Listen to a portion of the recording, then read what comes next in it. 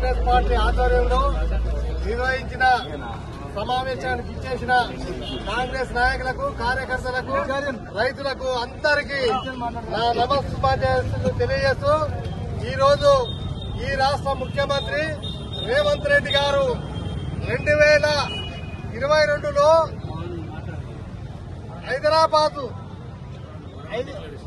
Warangal declaration లో 2 లక్షల రుణమాఫీ రాహుల్ గాంధీ ప్రకటించారు.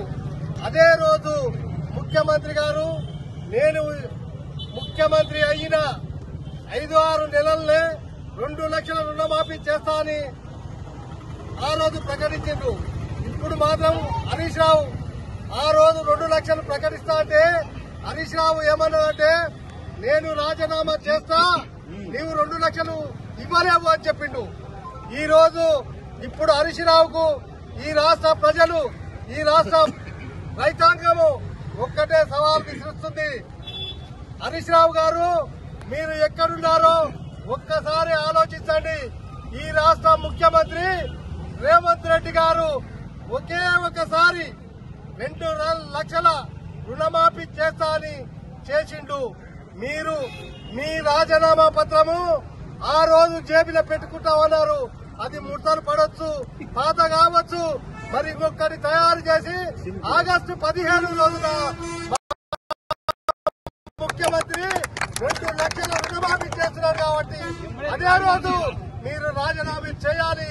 లేకుంటే మీకు సిగ్గు గాని, శలం గాని, మీ కార్యకర్తలకు గాని, మీ నాయకులకు గాని ఎవరిని కూడా ఇక్కడ రోడ్ల మీద తిరిగే పరిస్థితి ఉండదు.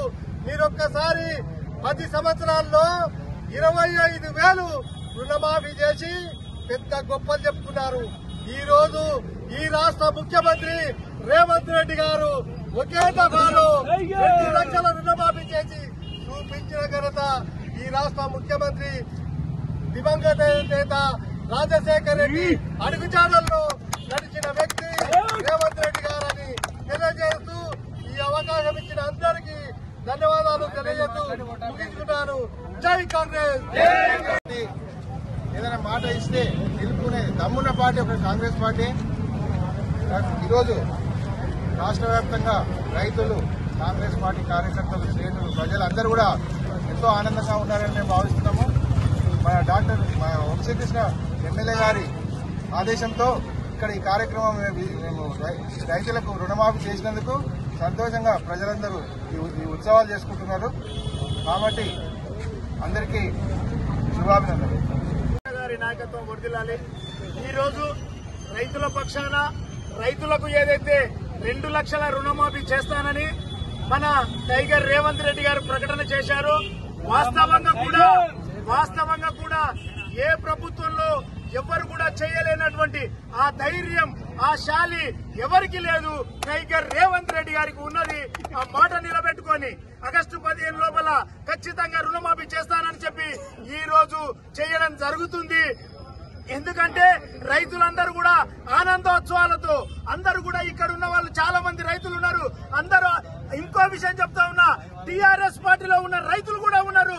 దయచేసి మీరు కూడా చిత్తశుద్ధితోటి రేవంత్ రెడ్డి గారి ఫోటో పెట్టి మీరు కూడా పాలాభిషేకం చేయండి. ఎందుకంటే 2 లక్షల రుణమాఫీ అంటే ఆశామాషా కాదు. దయచేసి అందరూ కూడా రేవంత్ రెడ్డి బాటలో నడవాలి.